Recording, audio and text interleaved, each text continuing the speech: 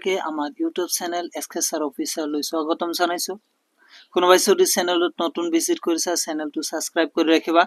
আজি আমি আলোচনা কৰিম ক্লাস 9 ম্যাথমেটিক্সৰ প্ৰথমটো চেপ্টাৰ সংখ্যা প্ৰণালীৰ অনুশীলনী 1.4। ইয়াৰ আগতে আমি অনুশীলনী 1.3 গোটেইবিলাক কোশ্চেন আলোচনা কৰিছো। কোনোবাই যদি ভিডিওটো চোৱা নাই ভিডিওটো চাই লবা। ইয়াৰ প্ৰথমটো কোশ্চেন কি কৈছে যে ক্ৰমাগত পৰিৱৰ্তনৰ সহায়ত 3.765 সংখ্যাটো সংখ্যা ৰেখাত প্ৰদৰ্শন কৰা।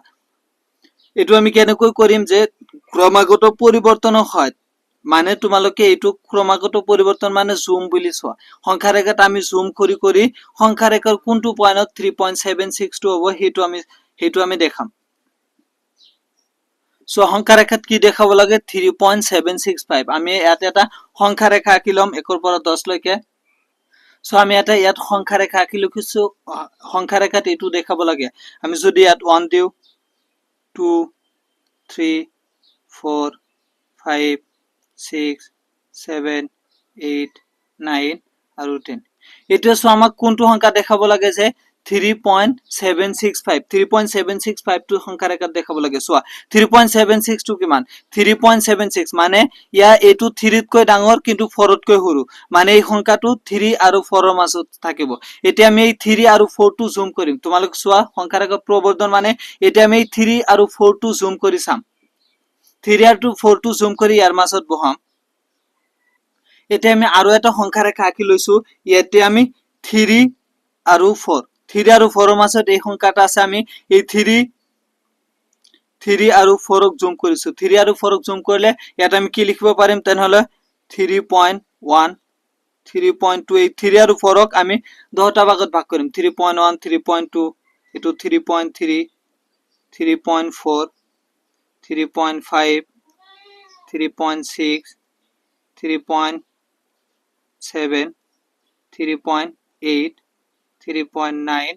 আৰু বাকিটো হল কি আমাৰ 4। এতিয়া আমি 3 আৰু 4 ৰ মাজৰ যেটো এক একক আছে এটোক 10টা ভাগত ভাগ কৰিছে। 3.1 3.2 3.3 3.4 3.5 3.6 3.7 3.8 3.9 আৰু 4। এতিয়া সোৱা 3.765 টো কত আছে যে 3.765 টো 3.7 আৰু 3.8 ৰ মাজত আছে। এতিয়া আমি 3.7 আৰু 3.8 ক আকৌ জুম কৰিম।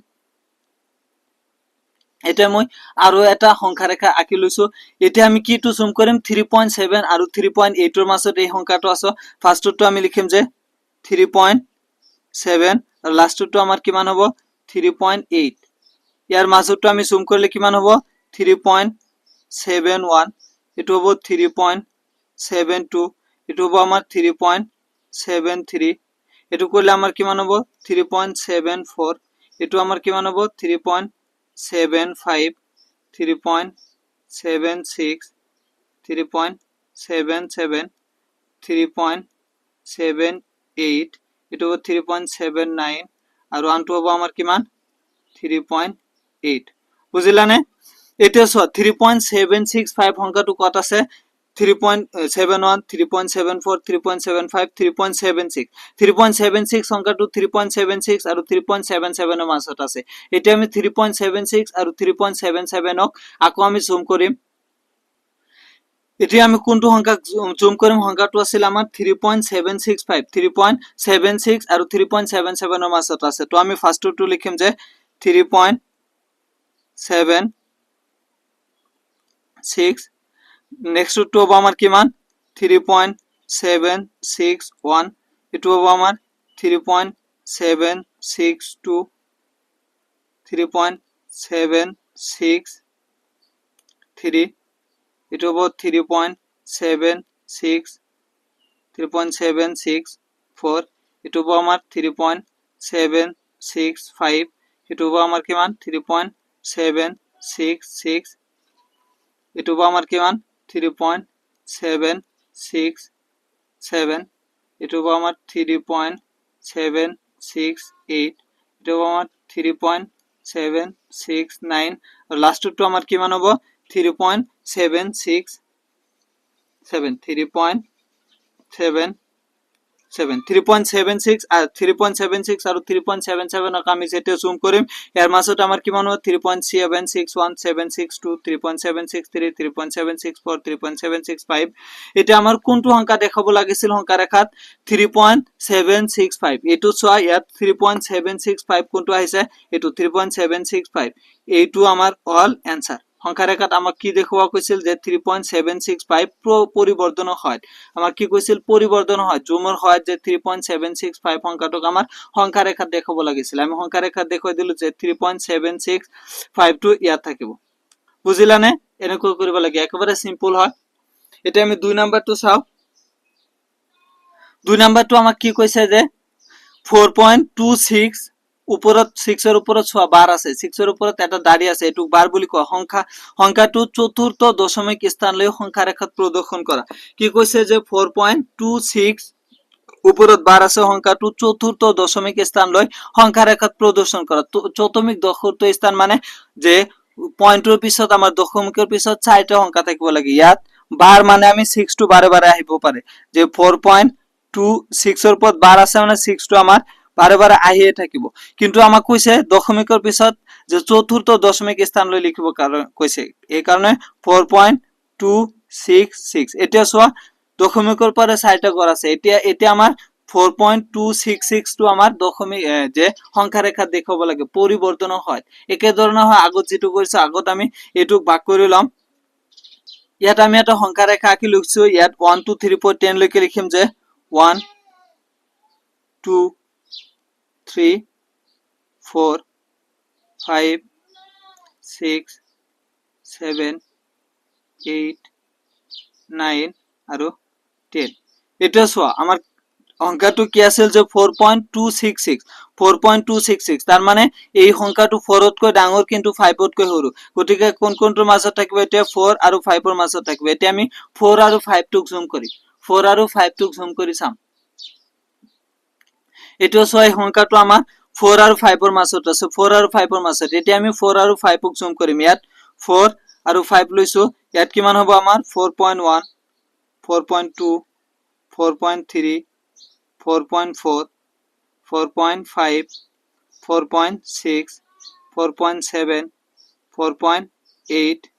4.9 আৰু আনটো হৈছে আমাৰ 5 এতিয়া সো 4.266 সংখ্যাটো কত আছে 4.266 সংখ্যাটো আমাৰ 4.2 আৰু 4.3 ৰ মাজত আছে এতিয়া আমাৰ কত আছে 4.2 আৰু 4.3 ৰ মাজত আছে এতিয়া আমি এই 4.2 আৰু 4.3 টো আমি জুম কৰিম আকৌ আমি আকৌ এটা সংখ্যা ৰেখা আঁকি লৈছো এতিয়া 4.2 আৰু 4.3 টো ইয়াত সংখ্যা ৰেখা দেখাম ইফালে হেন 4.2 আৰু 4.3 4.2 আৰু 4.3 ক আমি 10টা ভাগত ভাগ কৰিছে এটা হ'ব কিমান 4.21 4.22 4.23 4.24 4.25 4.26 4.27 4.28 4.29 আৰু আনটো হৈছে 4.3 এতিয়া চোৱা এই 4.26 সংখ্যাটো কত আছে যে 4.266 সংখ্যাটো আমাৰ আছে ইয়াত আছে 4.26 আৰু 4.27 ৰ মাজত আছে 4.26 আৰু 4.27 ৰ মাজত আছে এতিয়া আমি 4.26 আৰু 4.7 টোক আমি পৰিবৰ্তন হয় জুম কৰি চাম এতিয়া আমাৰ সংখ্যাটো কত আছে 4.266 সংখ্যাটো 4.26 আৰু 4.7 ৰ মাজত আছে এতিয়া আমি 4.26 আৰু 4.7 ৰ মাজত যেটো অংক আছে হেতুক আমি 10টা ভাগত ভাগ কৰিম ফাৰ্ষ্টটো আমাৰ কিমান আমাৰ 4.26 আৰু লাষ্টটো হ'ব আমাৰ 4.27 ইয়াৰ মাজত আমি 10টা ভাগত ভাগ কৰিম ফাৰ্ষ্টটো হ'ব আমাৰ কিমান 4.261 4.262 4.263 আমার তার পিছতো 4.264 4.265 4.266 4.267 4.268 4.269 হেকটো হৈছে 4.27 এটা আমাৰ কি সংখ্যাটো কি আছিল 4.266 সংখ্যাটো 4.266 সংখ্যাটো কত আছে 4.264 4.265 4.266 এই সংখ্যাটো এটো আমাৰ সংখ্যা ৰেখা দেখাব কৈছিল এটো কি সংখ্যা ৰেখাত দেখুৱা কৈছিল যে 4.266 সংখ্যাটো 4টা দশমিকৰ পিছত দেখুৱা ইয়াত দশমিকৰ পিছত চতুৰ্থ দশমিক স্থানলৈ দেখাব কৈছিল মানে ইয়াত আৰু এটা 6 হ'ব 1 2 3 4 4টা দশমিকৰ পিছত দেখাব কৈছিল এইটো নহয় সৰি 4.266 আহিছে আকৌ এটা দশমিক স্থান আমাক দেখাব লাগে এতিয়া 4.266 সংখ্যাটো 4.266 আৰু 4.267 ৰ মাজত আছে এই সংখ্যা দুটাৰ মাজত আছে এতিয়া আমি এটুক আকৌ জুম কৰিম এটুক আকৌ জুম কৰিলে কিমান হ'ব আমাৰ এতিয়া আমাৰ 4.2666 সংখ্যাটো কত আছে 4.266 আৰু 4.277 ৰ মাজত আছে এইখিনি ঠাইত এইখিনি জায়গাত আমি আকৌ 10টা ভাগত ভাগ কৰিম ফাৰ্ষ্টটো হ'ব আমাৰ কি 4.266 আৰু লাষ্টটো হ'ব আমাৰ কিমান 4.267 ইয়াৰ মাজৰটোক আমি আকৌ 10টা ভাগত ভাগ কৰিম এটো কিমান হ'ব আমাৰ 4.2661 এটো হ'ব আমাৰ 4.2662 এটো হ'ব আমাৰ 4.2663 এটো হ'ব আমাৰ 4.2664 এটো হ'ব আমাৰ 4.2665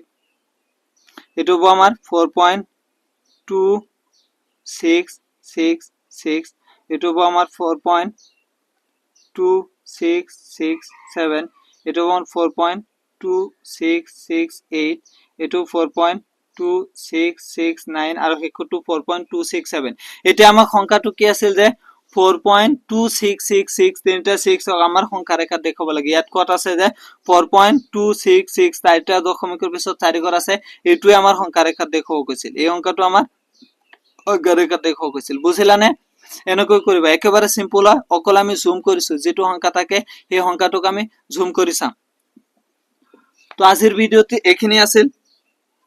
আৰু ইয়াত আছিল 1.4 টো আলোচনা কৰিলো নেক্সট ভিডিওটোত আমি উদাহৰণ বিলাক আৰু 4.5 টো আলোচনা কৰিম अगर वीडियो अच्छा लगे तो वीडियो को लाइक करो कमेंट करो और दोस्तों के साथ शेयर करो और सब्सक्राइब जरूर करना आ रहा हूँ अगली वीडियो लेकर तब तक के लिए खुश रहो हंसते मुस्कुराते रहो और हाँ पढ़ाई जरूर करना क्योंकि काम पढ़ने से चलता है सिर्फ मुस्कुराने से नहीं टेक केयर